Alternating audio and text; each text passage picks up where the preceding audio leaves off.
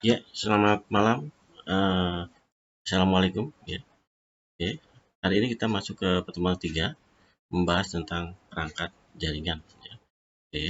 Nah, di sini yang kita bahas adalah beberapa perangkat yang masuk kategori perangkat yang umum digunakan dalam membentuk sebuah jaringan. Ya, ada hub, ada switch, access point, dan router. Artinya, dalam membangun sebuah jaringan komputer yang lebih besar, jadi butuh perangkat apa aja sih ya yang harus digunakan ya selain komputer pasti atau mobile atau DA ya. Oke. Nah, sekarang kita bahas menggunakan Cisco ya. Oke. Ya.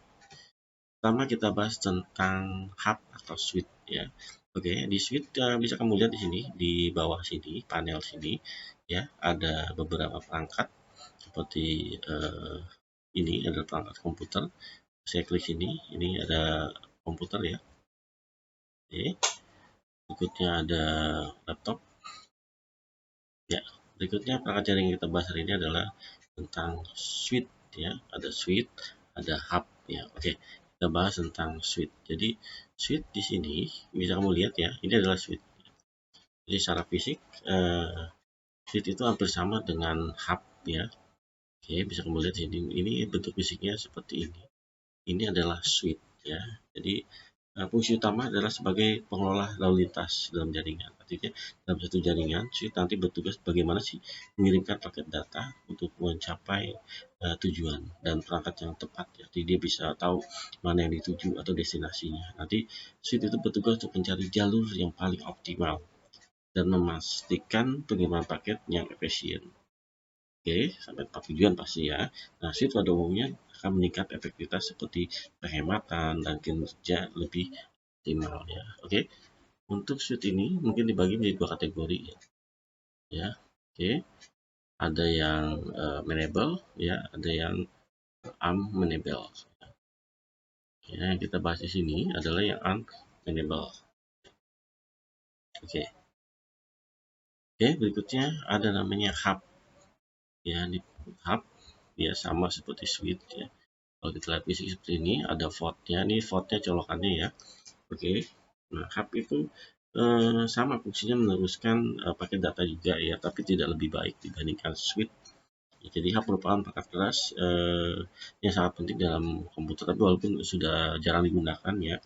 Oke, jadi dia artinya kalau satu rusak ya semuanya pasti akan terputus ya.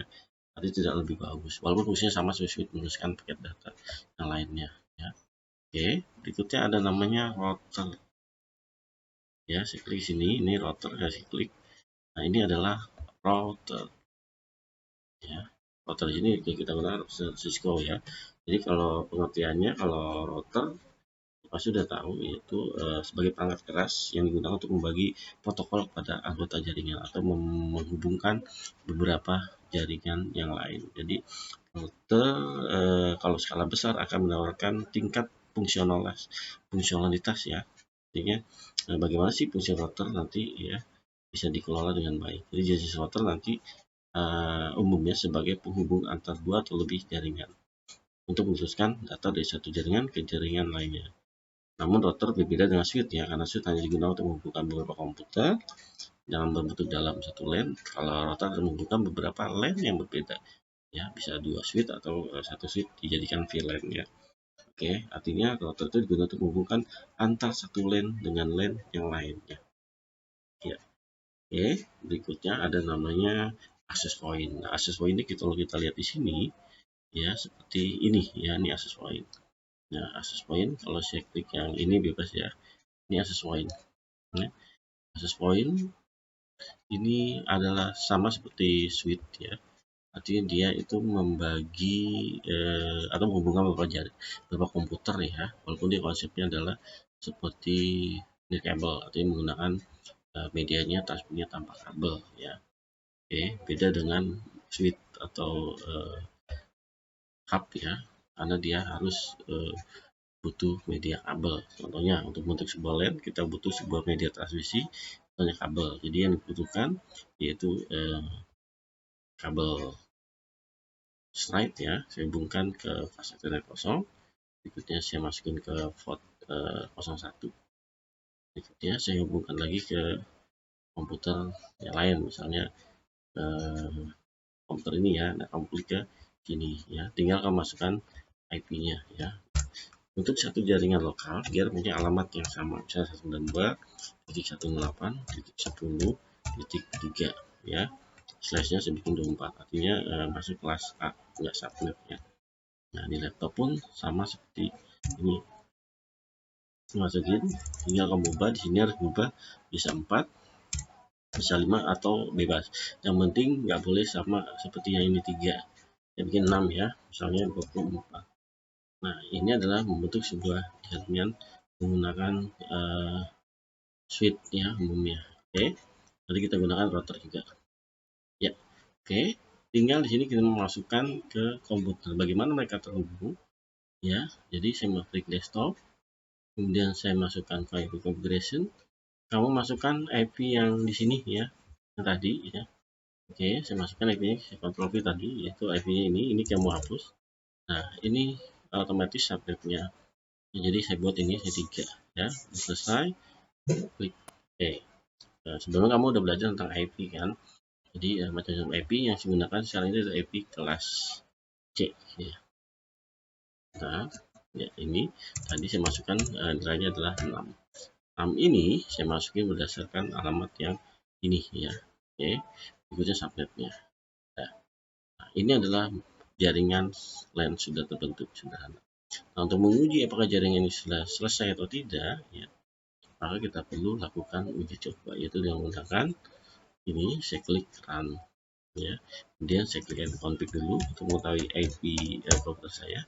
Ini tadi saya masukin 3 ya, kemudian baru saya lakukan koneksi ke yang sebelah. Oke, saya kecil dulu ya, ping ya 192 dari 168.10.6 karena saya berada di 3 dan 6. Oke, nah kalau sudah koneksi replay ini ya, ini tandanya jaringan sudah terbentuk, jaringan sederhana. Oke, nah berikutnya saya akan buat satu jaringan lagi ya, yang fungsinya adalah menghubungkan router. Ada switch ya, kemudian saya hubungkan satu PC aja di sini ya. Oke, nah di sini saya masukin kabel side lagi ya. Oke, ini saya masukin ke pasangan. IP-nya saya masukin adalah tadi 192, saya masukin 193, 168 ya, 10.3. Nah, ini udah beda jaringan, di 193, di 192 ya. Nah, bagaimana dua jaringan yang berbeda ini ketemu? Kalau ini saya masukin ke sini ya, ini bisa nggak? Ya, bisa aja, tapi kan ini beda jaringan, ini 3 ini nggak bisa terhubung. Kecuali ini saya masukin nilainya adalah 192. Di sini saya masukin misalnya 30. Nah, ini bisa terhubung, kan ini paralel ya. Oke, saya coba dulu nih ya paralel ini ya. Jadi kalau saya masukin ini disebut paralel ya, bisa aja misalnya T1 atau T2, tapi satu jaringan yang sama ya. Jadi saya masukin tadi misalnya ini saya ganti nilainya 30 ya. Oke ya, ini sudah terbentuk.